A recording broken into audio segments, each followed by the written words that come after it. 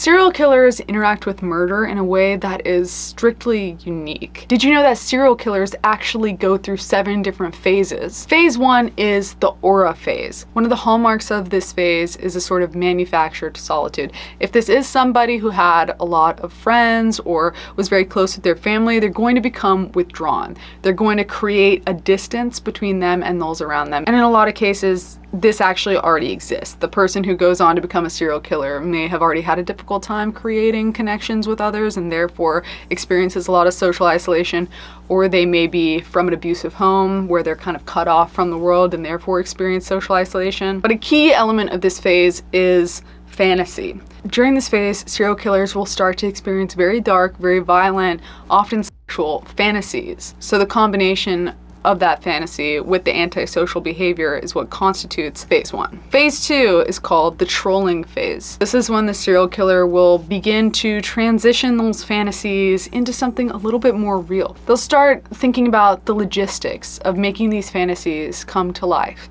How do I avoid getting caught? How will I find my victims? What things do I need to look out for? What things do I need to learn? And during the trolling phase, it starts to become much more real for them because of this. Phase 3 is called the flirting phase. And as the name implies, they quite literally start grooming potential victims. They create a pool of people who they've narrowed it down to. They start to think one of these people is likely going to be my first kill. For different people, this can look a lot of different ways. It can involve stalking, where the victim has no idea that you're flirting with the idea of attacking and then killing them. Or it can be much more personal, where you start to create a relationship between you and this potential victim. Phase 4 is then rightfully called the capturing phase. This is when the serial killer will start actually kidnapping and holding victims. For a lot of killers, phase 4 and phase 5 kind of go hand in hand, but before I get too ahead of myself, during phase 4, some killers, they may end up catching their victim, doing whatever they end up doing to them, and then releasing them. Whereas others might go from phase 4 directly into phase 5. And phase 5 is called the murder phase. This is when the serial killer starts actually committing murder. This is often accompanied with necrophilia as well. And then phase 6 is the totem phase. This is when the serial killer has already committed their murder or murders in some cases, and they're holding on to whatever trophy they took from their victim, whether it be something they physically took from them at the time, or it could be something like newspaper clippings of the report of the missing person, the report of the body being found. Either way, the killer is going to hold on to this totem, and during this period of time where the totem is super fresh to them, you see a huge decline in the violent behavior. And a lot of that can be attributed to that totem in particular, because by collecting those totems, the serial killer can sort of cling on to that high that they've experienced from following through on that fantasy that they've been cultivating for sometimes years and years and years. Which then leads us to phase 7. Phase 7 is called the depression phase. At this point in time, the high from the totem started to wear off, and the serial killer is starting to become self-conscious about their acts. For some, it looks like a very real guilt. For others, it can look like an embarrassment about how they killed their victim. As weird as it sounds, a lot of times serial killers during this depression phase will start reviewing other serial killers that they perceive to be more successful than them. They'll start to compare and contrast their crimes with that of whatever serial killer they're idolizing, and they might actually feel a sense of shame and embarrassment, not due to the fact that they've taken somebody's life, but due to the fact that they didn't do what they perceive to be a good enough job at murder. There's an envy, there's a competitiveness, and it makes this depression phase a lot deeper, which inevitably leads to some sort of emotional breakdown, and then the killing cycle starts once again. In today's video, we're going to be talking about the serial killer with the highest kill count in history, and you might not actually even be aware of this serial killer purely because this is a foreign case. This serial killer's kill count exceeds that of a suspected 400 kills. And despite the fact that this person had a kill count that was so high, despite the fact that this person tortured their victims for upwards of 12 hours at a time, despite the fact that this person was fully apprehended and charged, this person was also set to be released in 2023. This is the story of the Beast of Colombia.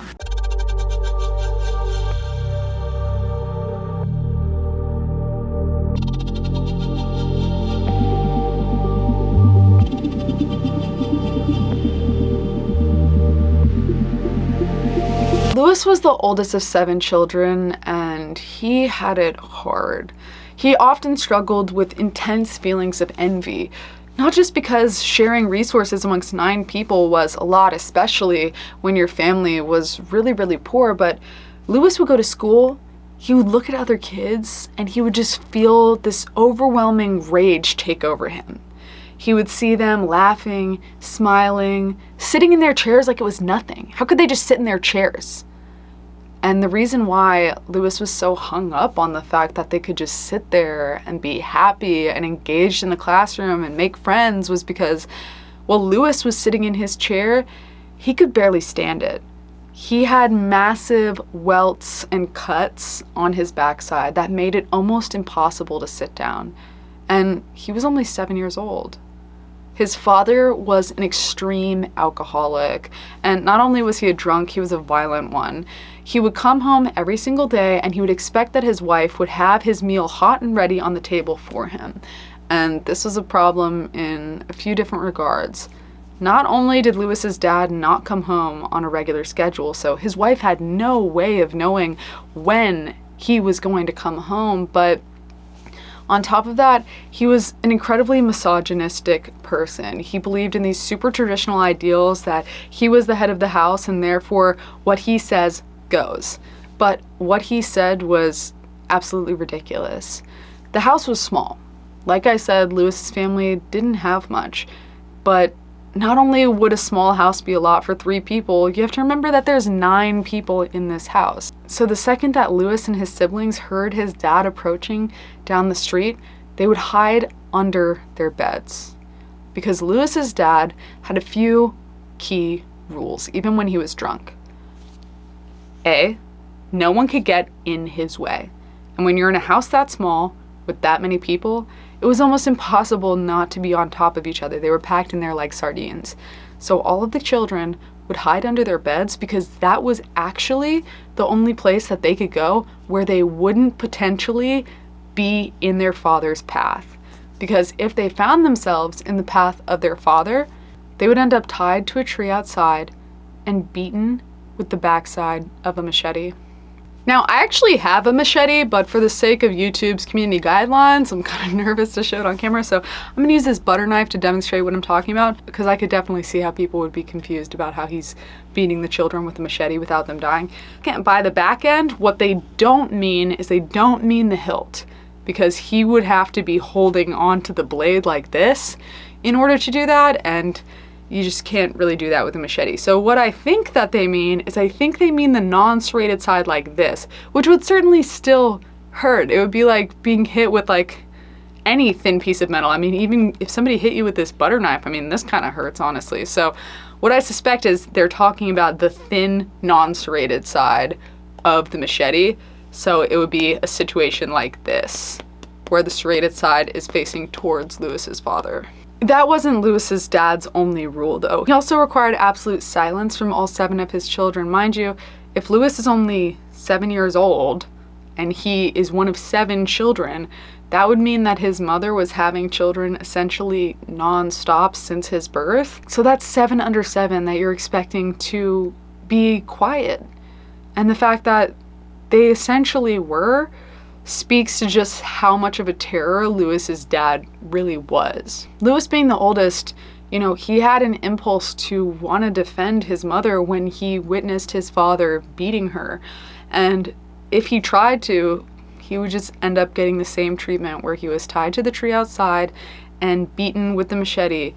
If he even so much as stepped in his father's path, he would actually be whipped. This is an incredibly extreme example of brutalist authoritarian parenting style, which is just an intellectualized way of saying an incredibly physically abusive environment, as well as mentally abusive as well. I mean, this is psychological torment for these children and for Luis's mother. And if she didn't have that food on the table hot by the time that he was home, she would get beat senselessly. So there's really no way that she can win. She can't make the food well in advance so that no matter what time he gets home, the food is ready for him, because by that point it's surely going to be cold. And she can't just start cooking it when he gets there, because that's not good enough either. There was actually an incident where Luis's father had actually stabbed Luis's mother with a knife, and Luis at that point thought that, like, this is it. She's finally gonna leave him. I won't have to keep defending her anymore. She's finally gonna leave him. This is it. But Luis's mom didn't leave. If you've ever been in an abusive relationship, you know exactly what I mean when I say most people, it takes at least 7 attempts to fully leave an abusive relationship. And this is an incredibly extreme example of an abusive relationship as well.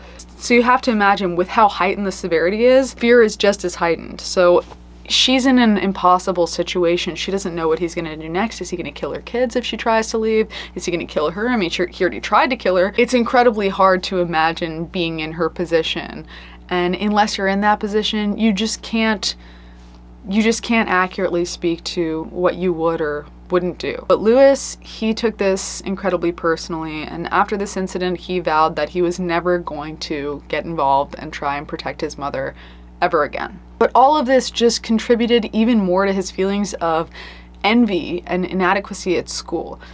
I mean, you would think that when he leaves school, maybe this is his chance to finally have an escape, to have an outlet, to get away from this terrible situation that he was in at home. But at school, he was actually getting bullied as well.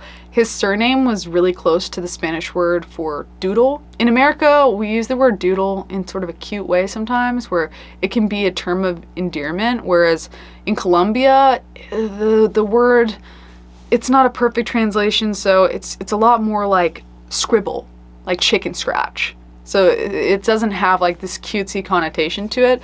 So people would call him Doodle Boy, and it really hurt his feelings. He also wore glasses, and they would mock him for his glasses. But Luis didn't have any healthy coping mechanisms, and he couldn't compartmentalize or anything like that. He had a very low emotional intelligence just because he'd never been exposed to any sort of positive modeling in his life. So regardless of what feelings he felt, whenever he felt any feeling, positive or negative, his reaction was to be violent, because that's all that had ever been modeled for him.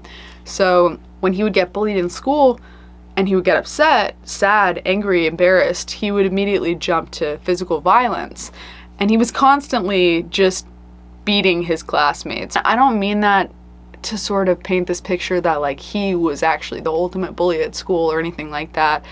That wasn't the case, despite the fact that he would have these really violent responses and would definitely try and like up the stakes in those situations. It didn't matter. The bullying was relentless and it just didn't stop. So not only was he going to school and he was looking at these other kids sitting in their chairs comfortably and feeling like this incredible, overwhelming jealousy over the fact that they can even sit there comfortably, but kids towards the end of the day, they would be talking to each other about what they're going to do on the weekends, hanging out with friends, how excited they are to go home to see their parents, and he couldn't identify with any of those feelings. And so anytime he heard anything like that, it just filled him with rage. He just hated to see his classmates happy because he felt like that was something that he had never had. And he wasn't just jealous, he was envious. He wanted that for himself instead of for them. He didn't want to have that too. He wanted it in exchange. And as if his home life and his relationship with his father wasn't bad enough, one day he went home and there was a strange incident that happened that had never happened before. I mean, Luis wasn't a toddler anymore. He didn't need help at bath time. But despite this, he came home one day and his father insisted on helping him take a bath. And according to Luis, nothing actually happened. His father just scrubbed him down, but it was very slow, it was very gentle, and it felt very intimate. Even though there was no actual inappropriate contact on paper, Luis felt that the whole thing was incredibly inappropriate. And it really stood out to him because his father had never done anything even remotely like this before. Shortly after this, his father starts inviting over this new friend that he has, this adult man who he's become friends with. And this man would take Luis and separate him from his siblings. During that time, he would tie him up and he would assault him. And as if the fact that he was assaulting a child and tying a child up wasn't already bad enough, he would do a lot of really specific and sort of strange things. One thing that he would do is he would take a candle and he would light it, and he would use the candle to burn off Luis's pubic hair and other parts of his body, but most notably his pubic hair. And when Luis would cry out that it hurt, it just seemed to make the man more excited. On top of this, the man would also bite Luis, and not like a love bite, like a puppy bite. He would bite him hard, and he would bite him everywhere, most notably his genitalia. And while he would bite him, he would be self-gratifying.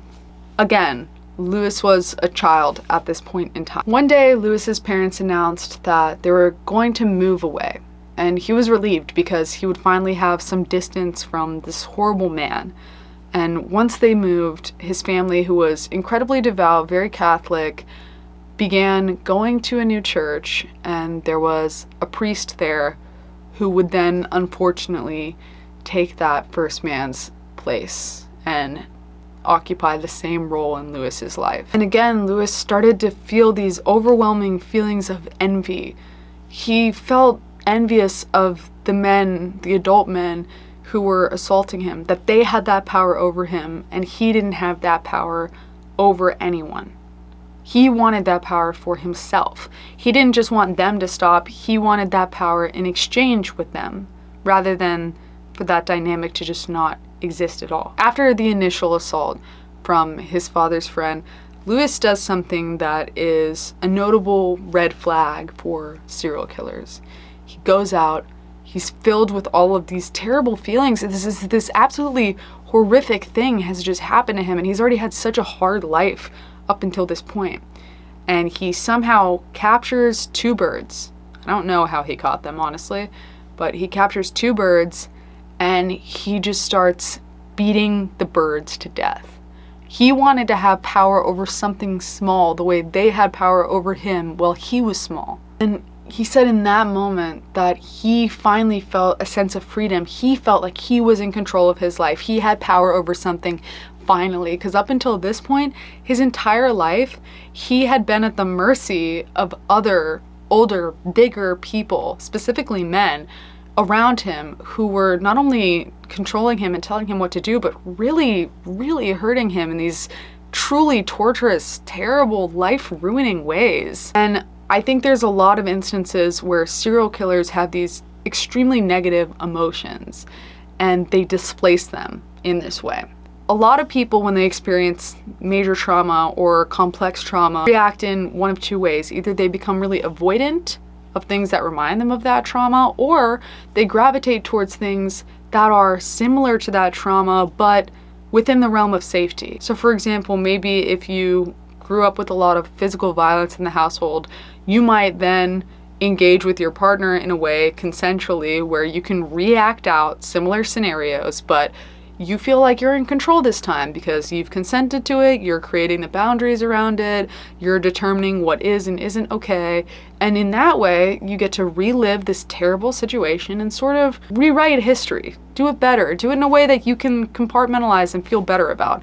And that's not everybody's response to trauma, but it is certainly some people's response to a point where it is notable. And I think a lot of serial killers, they try and do something like that, but obviously they don't approach it in an ethical way. Like Luis, for example, with killing the birds, that was obviously a lot of displaced emotions, trying to have power over people that he didn't feel he could have power over, and so he just sort of projected that onto an animal that he felt that he could control since he was just a child, and obviously he can't control the adults in his life. I also don't think it's a coincidence that he chose 2 animals rather than 1. I think it's a very clear parallel that there's his dad and his dad's friend, and then he's got these 2 birds. So this is the first red flag of Luis trying to confront these feelings, this anger, this darkness, these bad, icky things that he's just like been holding inside of him up until this point. And it's coming out in ways that are really alarming. And it's around this time that profilers believe that Luis has entered the aura phase. He already didn't have any friends. He already didn't feel very close with his family. And so in terms of like isolating himself, being antisocial, distancing himself, that element of the aura phase, that was already something that was just happening in his life. He didn't really have to make any sort of major changes in order to tick that box. But it is around this time that Luis is starting to experience, by his own admission, dark and violent sexual fantasies. he started thinking about how what he felt would really make him feel better would be if he could find a random boy somewhere and he could inflict the pain on that boy that was inflicted on him. He could now put himself in the position of the perpetrator rather than the victim in a way to sort of assert control over not only his trauma, but probably he felt his life in general. And brief aside, when I say things like that, when we're talking about the psychology of this person, this is in an attempt to understand where this person is coming from, not in any way to excuse their actions, not in any way to make us empathize with this perspective or feel like it's okay or, you know, this is just how some people react. Understanding something does not mean that you are okay with it. But the antidote to ignorance is education. And when you're ignorant to something, the way in which dangerous people function, it puts you in a position where you may not see the red flags. You may not know what to look out for. And so that's why it's important for us to understand where somebody like Luis is coming from as they start to engage in more and more extreme behavior. Although he's certainly gone through some terrible things, and no 7-year-old should experience the things that he was experiencing. And while we can feel bad for him, the things that he's experienced, the fact that he's a victim, the fact that he's gone through these terrible things, he's just had a terrible life up until this point, that doesn't then excuse any sort of violence that he enacts on others. His own crimes are his own.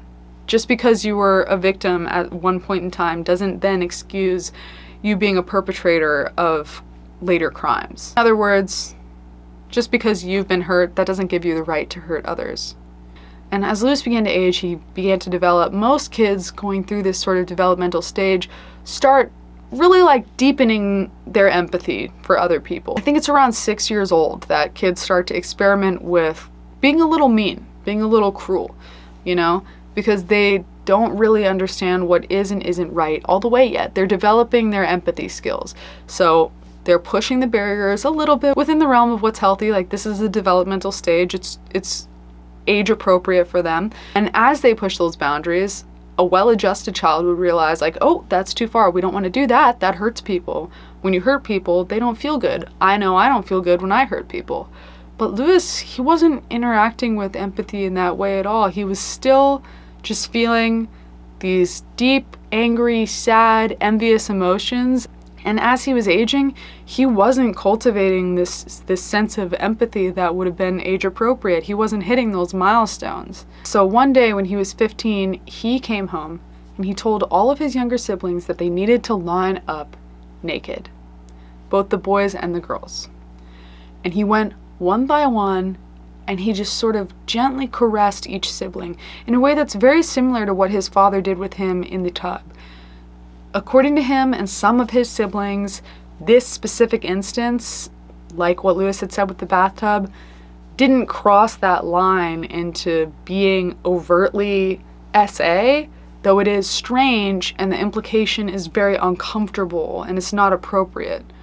Other sources, however, which are unconfirmed, so I don't know if these sources are other siblings that have come out who wanted to remain anonymous. I don't know if it's family friends of siblings or what, so take this with a huge grain of salt. But other unconfirmed sources have claimed that Luis did in fact take it further than that, not in that specific instance, but he would go on to have his siblings sleep naked in the bed with him, and when they would fall asleep, he would do things to them non-consensually. But again, that is an unconfirmed report. But by the time Luis was 20, it seemed like he had really turned things around. He was working in a bakery, he was making bread and cakes. In fact, all of the moms in his little town were kind of obsessed with him, just because they wanted a chance to rub elbows with him and remind him that they had a daughter who was single. Luis would always brush this off. He would say, like, he's just working on himself right now. It's not something he's interested in right now. He doesn't mean any offense, but he's currently in AA. He's trying to work on his relationship with alcohol. He just wants to focus on doing well at his job. And all of the moms, this just made them love him even more. They thought, he's so hardworking, you know, okay, yes, he's an alcoholic, but at least he's doing something about it. You know, there's a lot of people who have problems with substances and they don't do anything about it.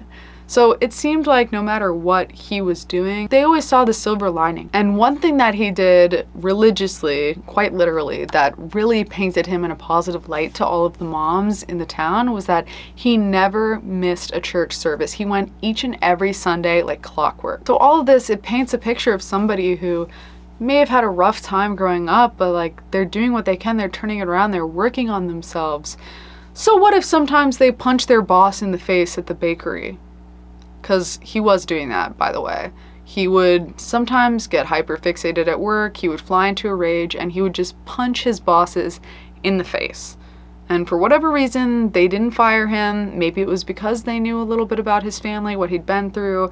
They saw that he was working to become a better person. I really don't know why they let it slide, to be honest. Maybe they just couldn't find a replacement, but it was something that happened more than once, and they just chose to sort of turn a blind eye to it. Doubt, however, that all of the moms in his town would still want him to date, let alone be around their daughters, if they knew that at this very same time he was assaulting young boys in the park with a machete.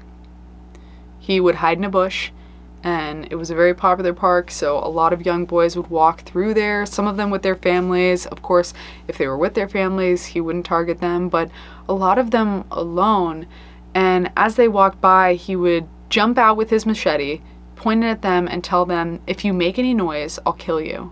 He would then take them to an isolated area in the park that was far removed. This park in particular, as you went deeper and deeper, it sort of faded into the wooded mountain range nearby. And so he would take them to the very edge of the park where literally no one was. It was incredibly remote. And he would R-word and torture these boys and bite them in the exact same fashion with which he was bitten when he was a child who was being assaulted. And he would do all of this in complete silence. The boys would be crying, they'd be yelling, they'd be asking, "Why are you doing this? Are you going to let me go?" And in at least one instance where a boy was let go, so we do have his recollection of this, he had been totally silent the whole time. He had been afraid. Hours had gone by, and at a certain point he mustered up the courage to ask if he was actually going to kill him. And Luis said no. And so he asked when he would let him go. Mind you, this is a 7-year-old boy where all of this is happening. So you can only imagine the fear that a child is feeling, let alone what an adult would feel in this situation. So this little boy bravely asks Luis when he's going to let him go.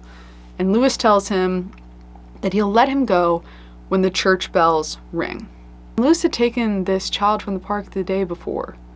So the church bells were not going to ring until 5 in the morning, which meant that for hours while this boy was still being tortured, still being assaulted, again in complete silence, he was just sitting there waiting on those bells. So it adds a whole extra layer of psychological torment to this situation.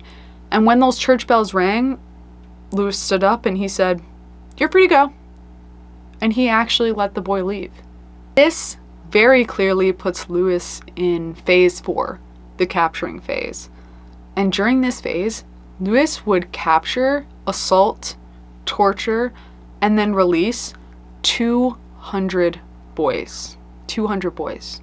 And this number, it's not even included in his kill count. That kill count of 400 young boys, these 200 are on top of that. This is at least 600 victims in total that we can account for. And they're all young boys, they're all children, they're all boys. It's a truly horrifying situation. And Luis's methodology, it evolved with time. He wouldn't always just jump out of the bush with a machete. Sometimes he would bring toys or candy and he would lure the boys away with them. Other times he would actually have change in his hand and he would offer it up to the boys because in Colombia at this time, a lot of the kids worked and they would just do odd jobs like shine shoes or like run errands, go pick something up in exchange for money. And so he would sometimes offer money, the boys would ask what for, and he would just tell them to go on a walk with him because he just didn't want to walk alone. And they would do so and then find themselves in this truly horrible situation where they've been lured away from everybody under false pretenses. All of this was happening somewhat on like an impulse. It was all what would fall under the category of disorganized, except for the ways in which Luis would torture the boys during the assaults. The torture methods were always the same, although they did evolve with time. He would add some things in, but they would follow a very meticulous routine. And so that was the only element of this entire thing that falls under the organized category for Luis. And it's believed that he experimented with torture and he found this very specific method that he wanted to follow purely because his assaults as a child involved so much physical pain. The first thing that Luis began experimenting with as far as torture methods go was use of a razor. He would take a razor and he would create these tiny cuts all over the boys' entire bodies. He also experimented with deeper lesions, but he found that he didn't like that, at least not with the razor quite as much. And there's no rationale for that ever given. I guess it was just like an sort of horrifying personal preference of his. It may have also been related to the fact that during this phase, Luis was very concerned about potentially killing a victim. He didn't want to kill any of these boys at this point in time. Deeper lesions would naturally result in a lot more blood, and because Luis was still experimenting, he was still relatively inexperienced, he didn't know anatomy very well. I think the extra blood probably caused him added anxiety that he would end up killing one of these boys in this process, and he wanted to make sure that they lived and experienced the entire thing. It wasn't coming from like any sort of like caring for the boys or wanting to preserve them. It was because if the boys died, it meant that he wouldn't be able to continue torturing them. He would also bring candles into the park, and he would do the exact same thing that happened to him where he would burn the boys with the candles. This is a very clear-cut example of him recreating and rewriting his trauma with him in the perpetrator position rather than that of a victim. And he would also often beat his victims. For 12 years, he would go to the park, he would capture young boys, he would torture them and assault them, and then he would let them go. And after he let them go, he would go home and he had this little blue notebook, and he would just write their names in the notebook. So you might be wondering, how did he get away with this for so long when he was letting these boys go? First of all, when it comes to this kind of like complex trauma, when it comes to an assault, a lot of adults, they have a difficult time reconciling with this. Your brain has a lot of defense mechanisms that can come into play, where in some cases you might immediately delete that memory. By the time you get home, you might not remember any of it. It might be years for that memory to come back when you're finally feeling safe enough for your brain to present you with that information, if ever. Some people never remember. Then there's the boys who absolutely remembered, but they just didn't know how to verbalize what had happened to them. They're so young, it's such a big adult conversation. Likely didn't even fully understand what all of that was. They just knew that it was terrible. And so it's really incredibly difficult for them to verbalize that. Then there's situations wherein maybe the boys do know how to describe what happened to them, but they just don't feel safe or comfortable enough with anyone around them to tell anyone what happened. And then lastly, there's likely boys who did go home, did tell their parents right away what they had experienced, but their parents knew that they couldn't help them. During this time, there was a huge mistrust of authorities in Colombia. The cartel problem was absolutely out of control. And because organized crime was such a prevalent issue, a lot of these parents, they didn't know if this person who had done this was a cartel member. And most of the police investigators at this time, they were in the pocket of the cartel. So there was a very real, very legitimate concern that if these parents would have gone to the station, reported what had happened to their child in an attempt to help their child, that their kid might actually be killed by the cartel for snitching. So they don't want to make a bad situation worse. They don't know fully what they're dealing with. And then on top of that, because the cartel had such control of Colombia, because it was a narco state at this time, police funding was incredibly low. It had been stripped. Cartels are lobbying with local governments. Policies are being shaped. Money is being moved. So pretty much every police force was just deeply underfunded.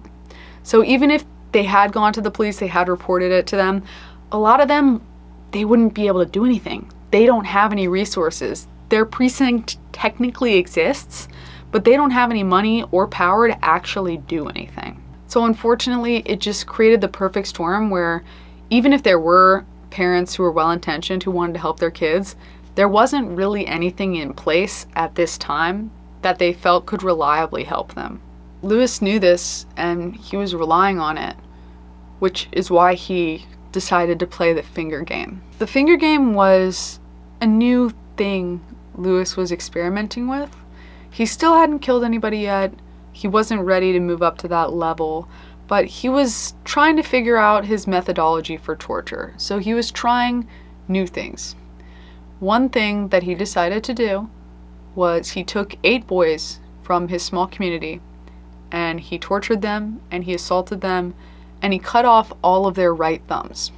So each of them were missing their right thumb. Told them after he cut off their thumbs that he was going to count to a certain number, and if they managed to outrun him and make it home, that he would leave them alive. So he counted to a number. All of the boys ran as fast as they possibly could. They had just been tortured for hours and hours. And once he had counted all the way up, he didn't even try and chase them. He never planned to. He wanted them to go home and live with what they had just experienced and then face the psychological ramifications of that while having to see him around town under the threat that if they told anybody, he was going to kill them. And that's why investigators believe he cut their thumbs off, so that he could get the satisfaction of being able to identify them in public even as they grew and changed, or if he left town and then came back. So investigators suspect that if this was something that he had decided to move forward with, which it doesn't seem that it was because this was an isolated incident, he never cut off the thumbs of anybody after these 8 boys, the concept was likely that he was going to get to a point where he continued to take boys and assault them and torture them, and then would be able to get the satisfaction of walking around town and visibly identifying all of his victims, while they could also identify one another. The reason why I think he didn't continue with this tactic was because after the 8 boys were returned to their parents, they all told them the same lie. They told them that they were playing hide and seek, and then their thumbs got cut off. They were vague, they didn't give any further detail. They're 7, you know?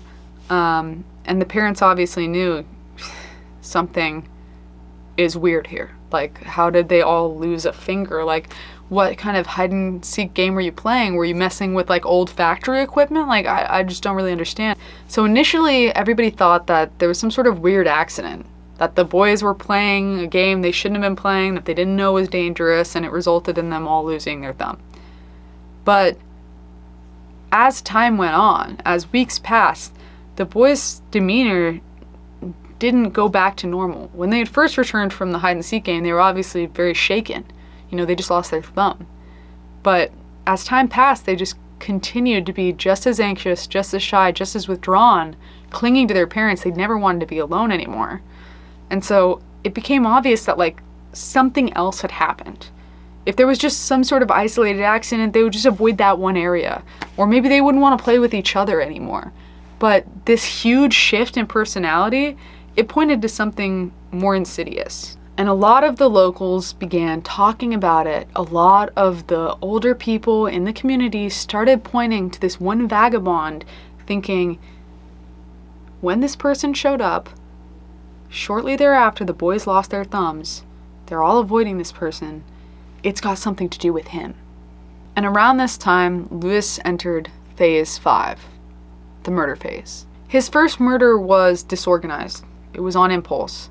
He had broken his sobriety, he went out to a bar, he got absolutely plastered, and when he was on his way home, he decided today was the day. It's been 12 years, he's been wanting to do this since he was a child. Today is the day that he's gonna finally follow through. He stopped at a local store, he bought some cigarettes, he bought some brandy, and he also bought some cords and a knife. Then he went to the park and waited. He followed his typical routine. And when he finally saw a boy pass by who was alone, he lured him away deep into the woods after offering him money and telling him that he just wanted to go on a walk. And once he had gotten him to an incredibly remote area, he tied the boy up and he began to R-word him and torture him. And while he was doing this, Luis suddenly was filled with an overwhelming rage. And he said that he just started beating the boy senseless. And he actually ended up beating him to death. He left the boy's body there, and he just got up and walked away, covered in blood. He walked through the town, he walked all the way home, still covered in blood, went into his own bathroom, opened his shower, and washed it off. He treated it in such a cavalier way, as if he was coming home from a job site washing the dirt off or something. Then he opened up his blue notebook and he started a new section. After this, there was nothing that was going to stop him. He had effectively broken the seal, you could say. And after this murder, for all his future murders, he had entered into phase 6, the totem phase. Yes, up until this point, he had been keeping his notebook, he had been writing the names. That's certainly a form of trophy. It's definitely a way for him to keep track of his victims, but from the second killing forward, he started collecting IDs off of the victims, which he would cut out just the picture of. He didn't want the entire school ID or anything like that. He would just cut out their faces. If they didn't have an ID on them, he would take their underwear, which he would store alongside his own underwear in his drawers at home. And on top of this, if the child was ever reported missing or their body was discovered, he would save the newspaper clippings. Sadly, young boys disappearing around Colombia at this time, it just wasn't that uncommon.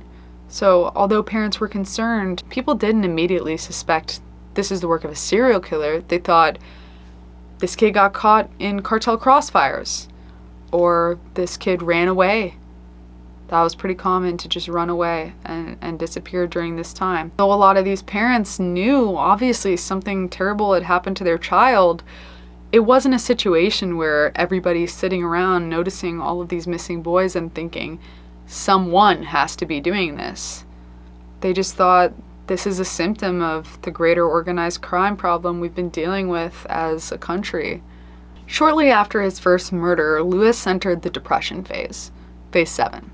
He claims that he felt so overwhelmed with guilt that he just couldn't stop himself from walking in church and atoning, just absolutely sobbing in the church loudly, publicly, and atoning for his sins. Of course, people didn't know specifically what he was atoning for. They just knew that he was in there crying and praying, just absolutely sobbing. Do I think that Luis felt legitimately guilty?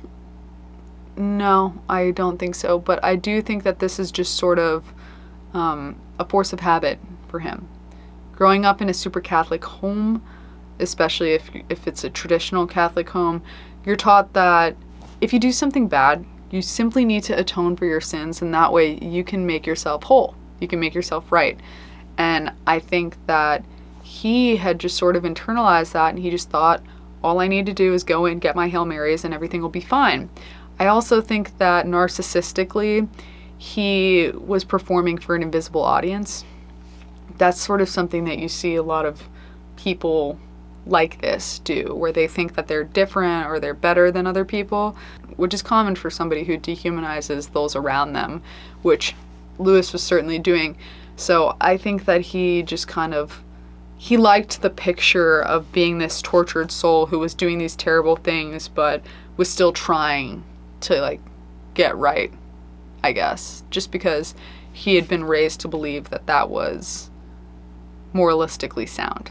But I don't think he actually felt this sense of overwhelming guilt, because the things that he was doing are, the highest of sins. And I just don't think he would have kept doing it if religion meant that much to him, is what I'm trying to say.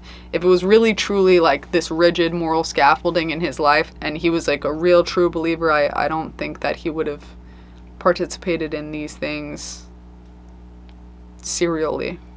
I also think this is sort of a masking attempt. He thinks this is what a normal person, air quote, would do if they were in his situation. They would feel bad. They would go atone for their sins. That's why I think it's just sort of force of habit. He's doing what he thinks you're supposed to do. It's around this time that Luis started to craft his MO. MO is short for mode of operation. In other words, it's a sort of signature that serial killers have. It's their way of taking credit, their way of personalizing the killings so that it relates directly to them. And these signatures reveal a lot about the person's motivations, what they care about, why they're doing this a lot of the time. And Luis's signature most certainly revealed his motivations as well. The way in which that he would go about these murders had a sort of evolution. So there was multiple stages that he went through before he ended up developing what would ultimately be his technique. When Luis was still a novice, he still really had a very shallow understanding of what would and wouldn't kill somebody. He would burn and cut the boys' butts.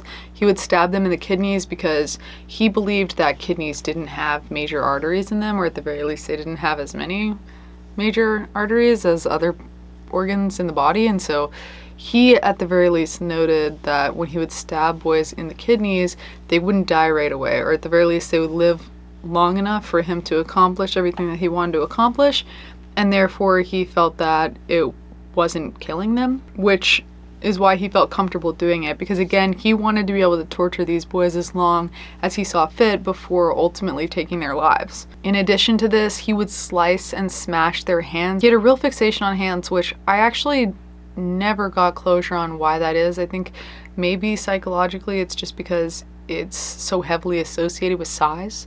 Like when you try and figure out how big or small somebody is, you often compare hand sizes with one another. If you're holding a child's hand, it becomes really clear like just how small and delicate they are. So maybe it's that, maybe it's some sort of cultural thing I'm unaware of that relates children and hands to one another. I'm really not sure. He would then R-word his victims while slitting their throats. And once he was finished, he would fully decapitate them and then remove their genitalia so that he could place it within their own mouths. The placement of the genitals within the decapitated head was ultimately Luis's signature. It's something that he had done from the very beginning and would continue to do throughout his entire evolution of his methodology. And it absolutely, knowing his background, knowing what he had experienced, what his like, I don't want to say like source material, but like what his point of inspiration was for all of this, it makes a lot of sense that that would be his signature. The genitals in the mouth, it's obviously overtly sexual, but beyond that, with all of the biting and things like that that he had experienced, it makes a lot of sense to place importance around the mouth. And then decapitation, this is all my own interpretation as well. This is not what like experts have said. This is just what I'm saying as like a non-expert observing all of this. Anytime there's a decapitation, I feel like it has a lot to do with identity. When we think of somebody, who they are, like the core of their being, we think of the head. It's where their face is, it's where their mind is. And so it seems like a real like removal of identity through this process, which seems very on the nose as far as a motive goes. Then he reached stage 2 in his evolution of his methodology, which stage 2 is where you really see like those feelings of envy that he's struggled with his whole life start to come out. Like I said, when he was a child, he had glasses. So he has been visually impaired his entire life. And during this new stage, he decides that he's going to take a screwdriver and he's going to gouge his victim's eyes out, which to me seems like a very direct connection of like, if I can't see, neither can you. He would also do the same thing within their ears. And he would also use tools to detach their fingers. So again, this sort of fixation on hands. And this next part is really grisly. I mean, this entire case has been very traumatic, but I'm just warning you in advance. You might want to skip 30 seconds or a minute or so if you're already having a difficult time listening to this. I'll give you a second in case you're walking around and need a second to get to your phone or TV. Okay, another thing that he started doing that he hadn't previously been doing, and this shows like disgustingly, this shows how much that he's like learned through this process of like torturing all of these kids. So he starts cutting their stomachs open and he starts removing their intestines and placing them on the ground while they're still alive next to their heads and forcing them to look at it. So he's disemboweling them while they're alive. And To me, this is indicative of a lot of experimentation, purely because if you remove like the heart and the lungs, you don't have a lot of time before this person's gonna die. But when you disembowel somebody, as long as you don't puncture anything else that's like significant and you don't cut into any arteries, they can stay with their intestines outside of their body like that for hours at a time. So this is clearly something that he came upon through trial and error, because again, it was always really important to him that his victims didn't die right away. And of course, this has all been very cruel, everything that he's done, but this specific act is just so psychological, like having to see something that is inside of you that you're really never supposed to be privy to in this way, is just like so horrifying. And doing this to children is just, it's so much worse. Another thing about Luis that's important to note is he was a chain smoker. And in Colombia around this time, when you would buy cigarettes, they came in packs that included 20. And he would take breaks, smoke breaks, amongst the torture. He didn't like smoking while he was torturing these kids. So he would stop torturing them, stop assaulting them so that he could take a break and smoke. And smoking a cigarette takes approximately like 6 minutes. So he would often go through an entire pack per torture, which meant that there's a cumulative 2 hours that he might just be standing there smoking while you're experiencing these true horrors. Stage 3 in the evolution of this murder method, you can really see where Luis's anxiety starts factoring in. He'd been getting away with a lot for a long time. And you can tell with this next thing that he's starting to get paranoid that like things are gonna catch up with him. So he realizes that despite the clear physical advantage he has over these kids, he needs to create some sort of insurance policy. Make sure that none of them get away, because around this time he had started thinking a lot about those 8 boys whose thumbs he had cut off and let go. He thought about them a lot. He felt a lot of regret about doing that, not because it was a terrible thing to do, but because he was becoming increasingly worried that they were going to talk, that this was going to come back on him, that he was going to get caught. Especially because people had started to get outwardly upset. People had started to suspect this wasn't cartel related. A lot of parents had started to hold their children very close, not let their kids out to play at all. And they'd started to feel like there was someone in particular targeting boys. So Luis decided that he couldn't risk anyone getting away, especially not after that one time. Because you see, Luis, he was afraid of the dark. Sounds ridiculous with all of this, honestly, but he was afraid of the dark. He didn't like to do any of this at nighttime if he could avoid it. So a lot of this happened during the day, which to me is actually a lot scarier. A lot of marginalized groups like women and children know not to go outside at nighttime because it's a lot more dangerous. So the fact that this is happening in broad daylight, when you're being told like that's the safe time, it makes this all a lot more like anxiety inducing for me.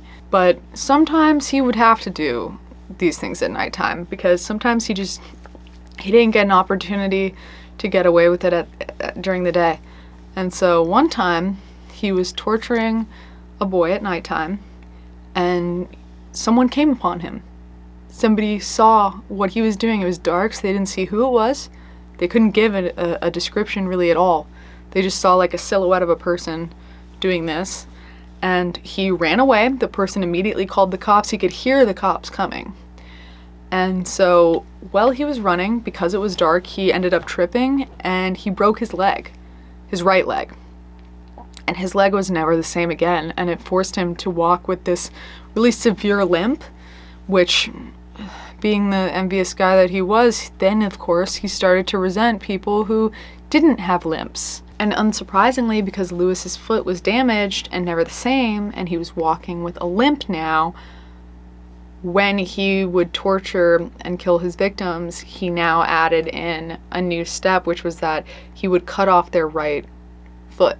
And he became worried that because he had this limp, even though normally he obviously still had the upper hand on these boys, he just felt that between the limp, between how many people, he started to feel that between the limp, between people's rising suspicions, things were getting a lot more questionable than maybe they were before. He was getting older. Maybe he wasn't going to keep having good luck in the way that he'd had up until this point.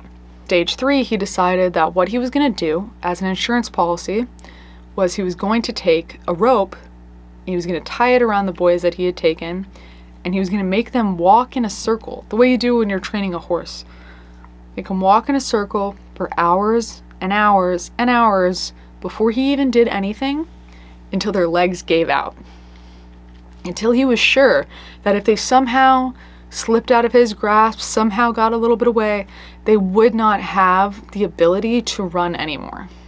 And that ability is taken away before he even breaks the skin. And while they were walking in this loop, he would tell them exactly what he had planned to do to them. He wanted them to know. And this is all definitely like playing into the psychological torture factor of all of this, because if he was truly worried about somebody running away, he could just like slice their ACL right when he has them. There's other things that he could do to make it impossible to run, on top of the fact that he's already an adult and these are children. But he chose to do this very specific thing, obviously because it's adding something for him. It's killing two birds with one stone. He's getting to torture people while also feeling reassured that they're probably not going to escape. He then enters stage 4, and I think a lot of you will find this like darkly kind of intriguing, just because in the US there's this concept in the crime community of satanic panic. It was really popular in the 1960s, where if there was a sequential killer or a serial killer, there was often these ideas that they were practicing Satanism attached to the cases, usually without merit, just to sort of incite public panic. It was like a way of fear-mongering people, because America is pretty devout. Statistically, we're a Christian country majority, and so obviously if you throw Satanism into a case that's already scary, where people are already worried somebody hasn't been caught yet, you know, it takes it to a completely new level. But usually in those cases, it would end up getting debunked that this really didn't have anything to do with Satanism. It was just a terrible person doing terrible things. However, in Luis's case, he actually was attempting to practice Satanism, and he claimed that he believed that he sold his soul to the devil and that he was consciously trying to do this. And we know that this is a legitimate thing that he believed, and not just like something that somebody put in one newspaper and then it spread everywhere and now people just believe it to be true, because he did do an interview from prison where he was discussing this. He said that he had tried to sell his soul to the devil multiple times, especially by killing these boys, and that one day he had killed a boy and then a curtain moved near him and he heard a voice, and the voice said, "I love you, I want to serve you." And that then after that, he claims that he entered a state of psychosis, and he'd been using a Ouija board to try and contact Satan. And for me, it actually makes quite a bit of sense that somebody who was raised as devout as he was would lean into this angle, because if he already feels rejected by like the world essentially, and he's still doing the thing where he goes to church every Sunday and just like sobs in there, he's been doing that this whole time. If he really feels that like God has turned his back on him, then it makes sense that he would embrace Satan, because he can trick himself into thinking that like the devil would care about him, the devil would like what he's doing and want him. I don't actually think that he's that religious of a person, to be honest, but I think this is all just like compulsive, and I think it just plays a lot into his socialization. And what's interesting is that though he acknowledges going into this psychotic state, he also claims that he's never experienced mental health issues. To be fair, he keeps saying that he's never experienced psychic issues, but contextually it seems like what he's talking about is mental health. And he actually did see a psychologist before he was like caught at one point in time. And the psychologist told him that he had reactive depression, which isn't the same as chronic depression. Usually reactive depression is somewhat short-lived, though it can turn into chronic depression. And reactive depression is when there's an inciting incident, and that incident is what's directly making you depressed. And Luis actually blames his killing on this, where he says that finding out that he had reactive depression made him depressed, and when he was depressed, he was sad, and so he would start drinking, and then he was extra sad because he was an alcoholic, and then he would kill people to feel better. My point being that he clearly was experiencing mental health issues. Whether or not he is aware of that or ready to acknowledge that is a completely different conversation. Again, even though there's the cartel angle, even though people, you know, don't notice right away that these boys are missing, I mean, he's affected 600 boys' lives at this point. You know, he's assaulted 200 boys, and then he's assaulted, tortured, and killed another suspected 400. So, you know, like, how is he still getting away with this? One big reason why he was still getting away with it is because he was changing locations a lot. He traveled between 10 to 15 different small towns. And whenever he would enter a new town, he would assume a new identity. And the choice of identity is interesting. Sometimes he would pretend to be a priest. Other times he would pretend to be a beggar. Sometimes he would pretend to be the town crazy, where he would just stand on the corner talking to himself so that nobody took him seriously. And even sometimes he would pretend to be working for a nonprofit, raising money, and that was essentially where he got all of his money from. The first step in the right direction for investigators was when one day they stumbled upon a mass grave. And naturally, like, stumbling upon a mass grave in general is shocking, but when they first approached, they thought, this has got to be the work of the cartel. This is maybe the Medellin cartel, maybe it's the Cali cartel. You know, Pablo Escobar, the Medellin cartel, was notably really brutal. But when they actually looked at who was in the grave, they immediately knew it couldn't be the work of Pablo Escobar or his men, because everyone in the grave was a child. And although Pablo Escobar had terrible flaws, he certainly hurt many people, and he did hurt children through his actions.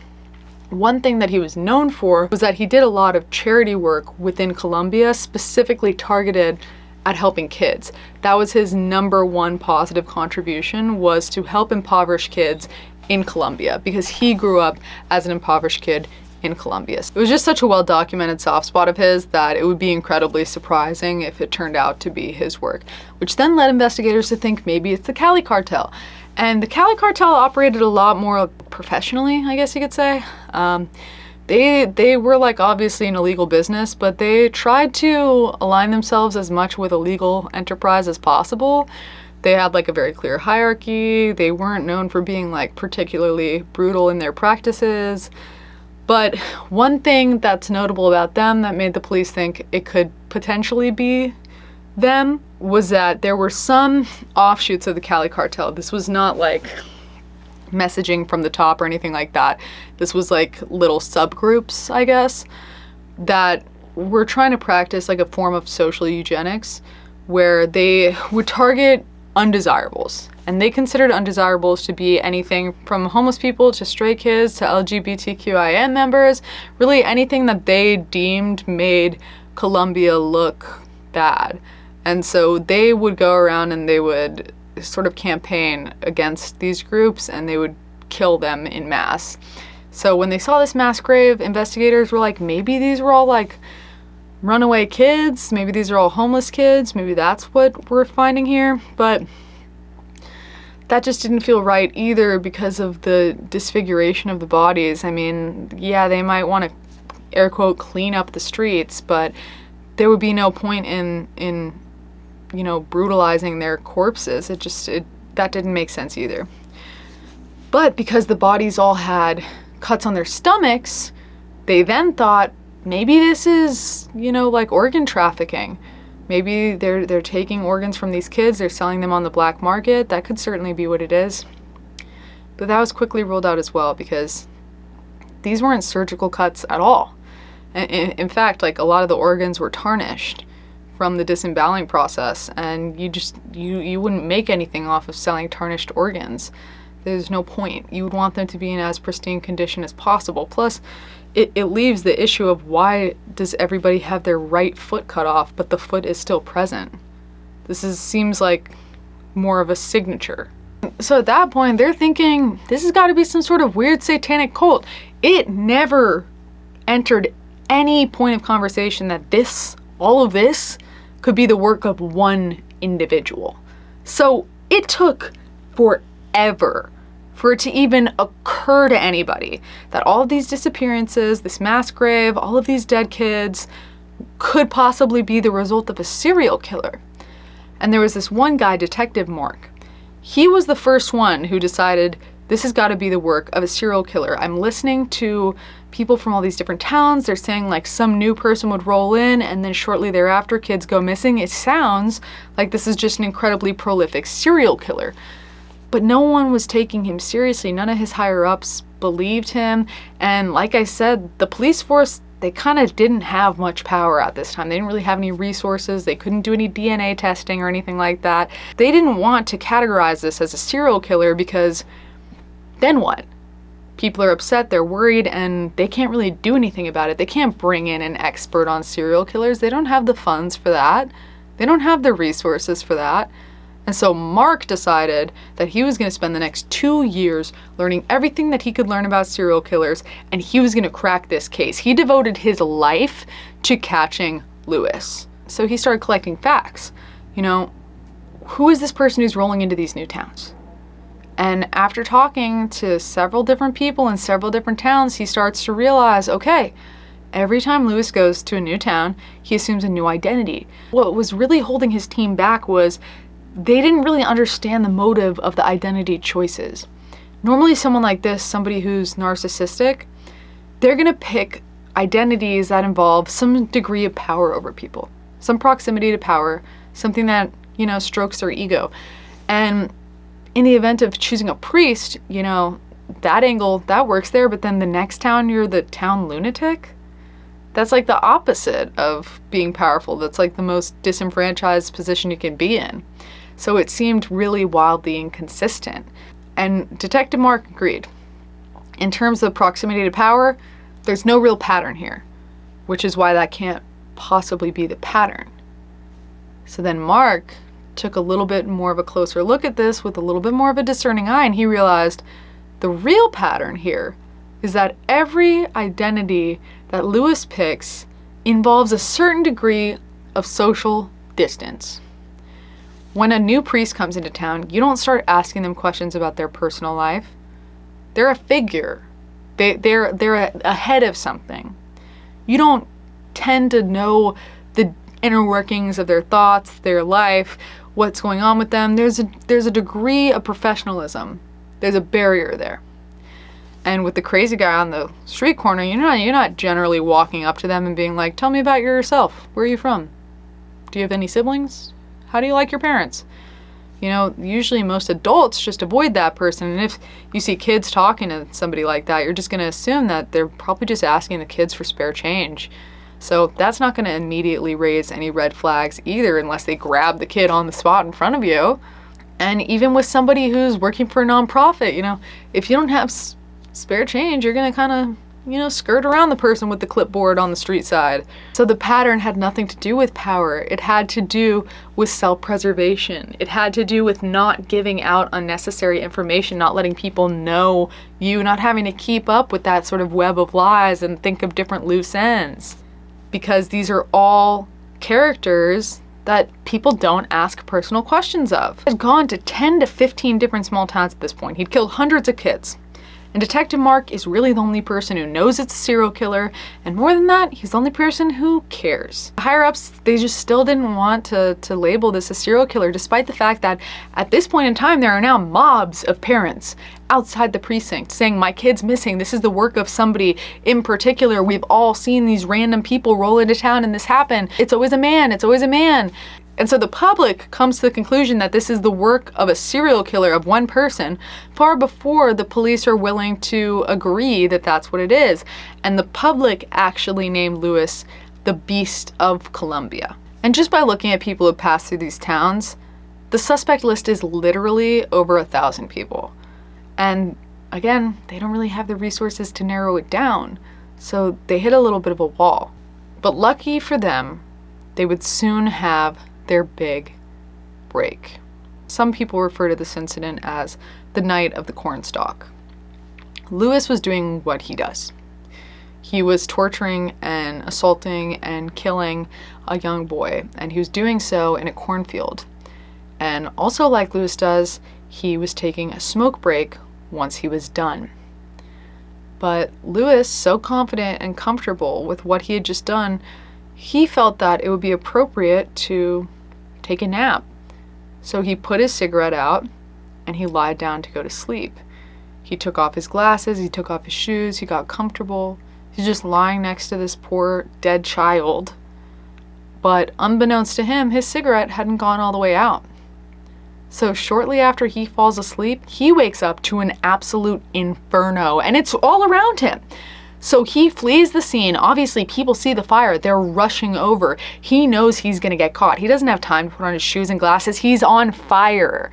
He's running and running and running, trying to get away because he knows they're going to find that boy in there. They're going to find him. This was actually so certain that he was going to get caught in this moment that he ran barefoot with 2nd and 3rd degree burns covering the entire left side of his body for 6 hours straight. So when the police and firefighters put out the fire, they find this boy's body, they see that the killer's MO is present, and they know that this is a very recent murder. And when they find Luis's glasses and shoes, that tells them very key information, which is that he wasn't aware of the fire, which lets them know that he was likely asleep, which lets them know that if he was that surprised that he didn't have time to put on his shoes and glasses, he was almost certainly burned, which lets them know that if they find somebody who they suspect has done this and they're covered in burns, that's their guy. Now Detective Mark's higher-ups are finally taking him seriously. So they get to work studying the shoes and the glasses. The first thing that they notice about the glasses is that they're out of style. They're from a trend cycle that's about 10 years old, which indicates to profilers that this person likely peaked 10 years ago. They're wearing this older style because that's the style that they wore when they felt most confident in themselves. That's just sort of a psychological trick that a lot of people fall victim to. You know, it's like when you see a mom who's still got the same hair that she's had since the 80s, and it's because she felt like she was the hottest in the 80s. So she's sticking to that blowout. It works for her. That's what she's doing. And the same could be true of Luis. Statistically, most men feel that they've peaked in their 30s. A lot of women might feel that they've peaked younger just because of how society functions, but this clued them into the fact that if Luis felt like he peaked 10 years ago, he's probably about 40 years old now. This narrows down their list of 1,000 suspects pretty significantly, because now they can rule out anybody who's under the age of 40. But the shoes are really where interesting information starts coming forward. See, Luis would do this thing where he would wear shoes that were a size too big after the whole leg incident because he wanted to throw investigators off. When he entered his stage of paranoia and he started doing the rope thing, that's the same time that he started wearing shoes that were too big. But that wasn't fooling anybody because when you look inside the soles of the shoes, you can see where his toes ended, and it was clear that he was intentionally wearing shoes that were ill-fitting. And based off of the size of somebody's feet, you can estimate pretty accurately how tall they are. And when they looked at Luis's feet, it told them that he was under the average height for men in Colombia, and he was likely about 5'3", 5'4", and the average height was 5'6". In addition to this, the shoe soles were incredibly uneven due to his limp. If they were slightly uneven, it would point more to like, oh, he's one of those people who stands to one side, or maybe he just really leads with his right foot. But because it was so severely uneven, experts knew that this is somebody who has to be walking in such an asymmetrical way that they have a very noticeable limp. And this is when Detective Mark connects the dots about how this person likely has a limp on their right leg and the victims are missing their right foot. He then at that point realizes this is somebody who wears glasses. The victim's eyes are being gouged out. So this person is reflecting things that they don't like about themselves onto their victims, which told him a lot about the psychological profile of who this could be. Because of that, he knew with the signature that this person had of placing the genitals in the mouth, this has to be somebody who has experienced some sort of essay, some sort of trauma, because they're acting out things that they don't like about themselves on others. This has got to be somebody who serially assaults. And when you're somebody who serially assaults, it's only a matter of time before you end up on the registry. So he goes to the registry and he removes all criminals who have female victims. Because all of Lewis's victims up until this point, everybody he's killed, has been male. This takes their registry list from 5,000 potential people to 1,000. So their suspect pool, it's about where it started. They then remove everybody who's under the age of 40. Now they only have 95 names. Then they removed everybody who wasn't approximately 5'4". Now they only have 25 names. And 25 names isn't a lot of names. So Detective Mark knew that all he had to do now was wait and see if any one of these 25 people on this suspect list went to seek medical attention for burns. And Lewis did. He knew he couldn't go to the ER. He knew that they would be looking for somebody who got burnt because he clearly just fled a crime scene. So he decides to assess the damage himself, see how bad it really is. He realizes he definitely has second-degree burns. You know, there's bubbling of the skin, that's definitely second degree. But worse than that, he has third-degree burns, which is when your skin looks like charcoal. Lewis knew he couldn't just ignore these kinds of wounds, but he, again, knew he couldn't just go to the ER for fear that he would be arrested. But what he decided to do instead was he went to go see a vet. He made up some elaborate story about how he got the burns, and he offered to just pay the vet off, which they probably thought was weird and that his story was made up, but they ultimately agreed to the deal.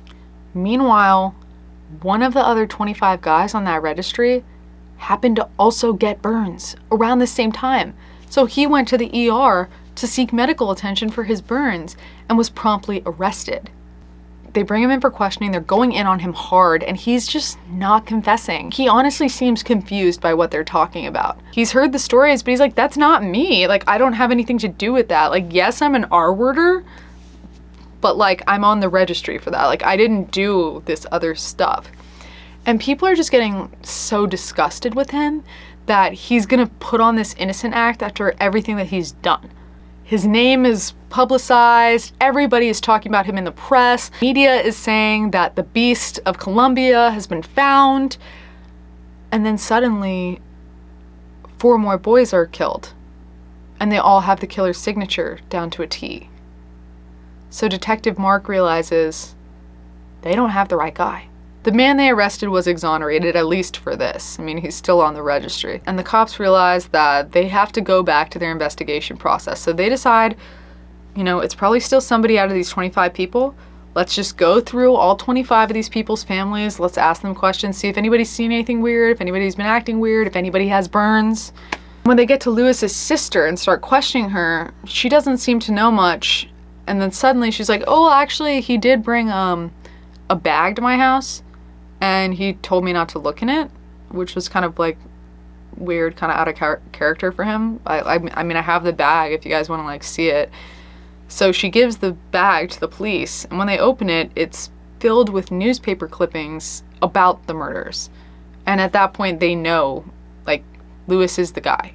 More than that, upon further investigation, when Lewis was 15, he was arrested for attempting to assault a 7-year-old boy on a train platform. He was then arrested again later because he was suspected of kidnapping, assaulting, and then decapitating a 7-year-old boy. But at the time, they didn't have enough evidence to connect him. And somehow, all of this was overlooked. Nobody looked at the MO of this serial killer and thought, hey, this is exactly the methodology that we saw in that other case where we thought it was that one guy. We should look at him, see what he's been up to. Which is just incredibly frustrating because that was one of his much earlier murders. So if they had just circled back, you know, they probably could have prevented a lot of these young boys, these kids, dying in this terrible way. So they start looking into him more because they don't know where he is right now. They start talking to his ex-girlfriends. All of them actually have like glowing reviews of him. They said he was a good boyfriend. He never did anything weird. In fact, after they broke up, a lot of times he would still send them money because almost all of his ex-girlfriends had children, though Luis never had any biological children of his own. And so he would send money to like support them, even though he's not in the picture anymore. And according to the ex-girlfriends, he was really good with kids. They didn't know of him ever doing anything to their children, which is not to say that he didn't. But it might have been a situation where, you know, you don't shit where you eat. So maybe he didn't do anything to them, but maybe he did. We just don't know. And the final big break is one day, a kid runs into the town square. He's very flustered. He's saying that a man tried to assault him. And immediately, Detective Mark springs into action. He takes the kid, he puts him in his car. He says, okay, we're gonna drive around. We're gonna find the man. You tell me when you see him. They come upon Luis. He's limping down the road. He's in the middle of the road. And as the cruiser's coming up behind him, he doesn't move out of the way. He just stays in the middle of the road. This is like some weird power play I think he was trying to do. And he pretends to be unbothered. At this point, the boy in the car is like, that's him. So Detective Mark and his partner, they start questioning him. And Luis is answering the questions like unbothered. But when they ask who he is, he gives them a fake identity of a well-known public figure in the town over. Of a local politician. People know his face, they know his name, they know Luis clearly isn't that man, and they also have his rap sheet with his mugshot, so they know that Luis is Luis. But for some reason, he just continues to say that he's this other person, even though no one is buying it. It's like the strangest thing ever. And during this conversation, Detective Mark looks down out the cruiser and he sees the burns on Luis's leg. And he knows definitively this is the guy. He's arrested. After he's arrested, he still keeps telling everybody that he's this other politician for some reason. And then eventually he asks if he can go pray in the corner. Like, they're not gonna let him out of the room, but they say yes. So he goes into the corner. He starts screaming, crying the way he normally did every Sunday, but he's just yelling out confessions of what he did, asking for God to forgive him. Again, I think this is an instance where like Luis is doing this for an audience, but this time instead of it being an invisible audience, it's the police.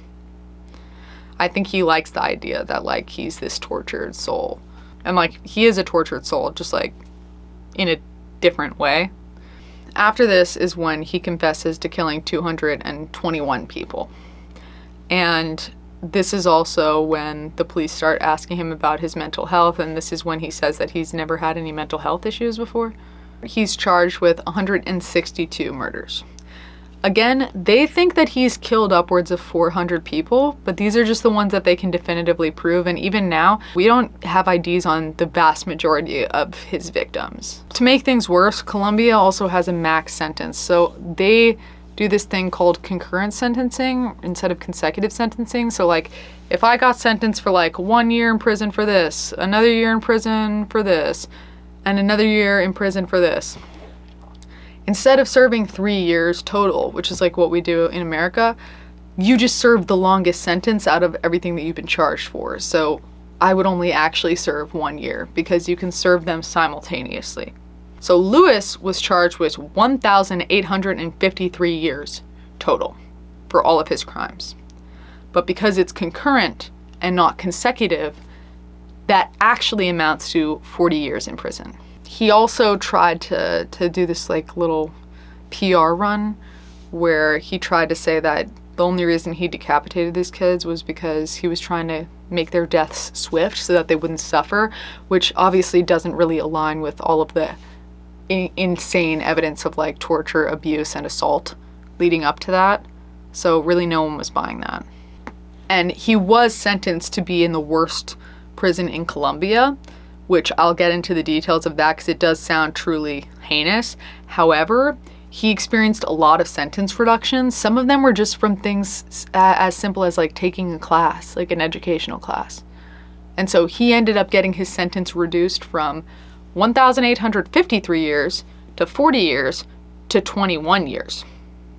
It's just really disappointing. I know culturally Colombia has like a belief that even like the worst people deserve to have some sort of life outside prison. Like they don't believe in a life sentence, but for something like this severe, it just feels so like wrong to me.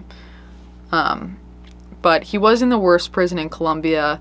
The prison actually, it's known for how intensely it smells of feces. Only the cells on the first floor, and it was like a tower setup, had access to running water. So nobody on any of the other higher floors had anywhere to go to the bathroom.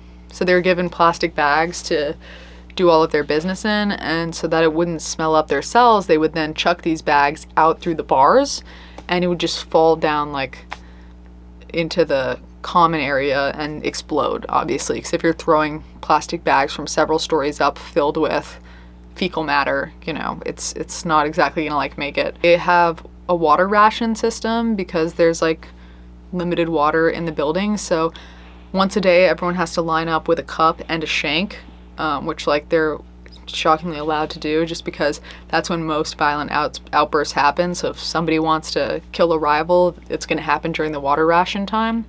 And just overall, the conditions are actually so severe that a lot of inmates have taken to sewing their mouths shut in protest.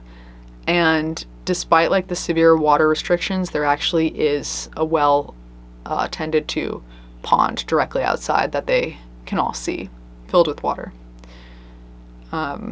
And I think that's part of like the punishment for sure.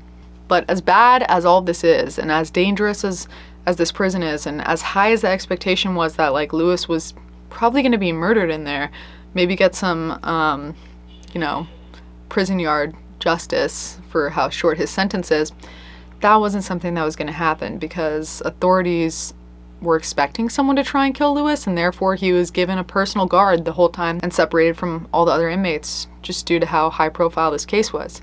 He had his own cell. He was even allowed to decorate it. It had posters of Princess Diana and Hitler and Gandhi and Mother Teresa in there. He was actually set to be released in 2023. And a lot of people wanted to interview him because this is such like an insane crime. And the reason why I opened this video saying a lot of you guys probably haven't heard about this despite it being like just so extreme and him being the serial killer with the highest kill count in history is in large part due to the fact that he almost never did interviews. He wasn't against doing interviews, he just charged such an insanely inappropriate amount for interviews that like no one wanted to interview him, like no one wanted to give him that much money. And again, his release date was 2023. So in October of 2023, Luis was released from this world. He actually died before he was able to leave prison in what I can only assume is some form of karmic justice due to eye cancer, a very aggressive form of eye cancer in conjunction with leukemia. And I just feel like if that's not some poetic symmetry, I really don't know what is. I really don't. And again, like, Luis had like a terrible childhood. He had a terrible upbringing. I feel bad that like a little child experienced the things that he did. But I don't feel bad enough for him to get away with the things that he did either. Overall, this is just a really tragic case of somebody having such a massive impact on the world and going unchecked for decades at a time. And it was really disturbing for me to even research. I had a really hard time just learning about it in general. But if you made it this far without turning off the video, you know, props to you. And if you haven't subscribed to my channel and these are the kind of stories that you want to hear about, please just take a moment to do so because it really does help me. And I'll see you guys next Saturday. Bye.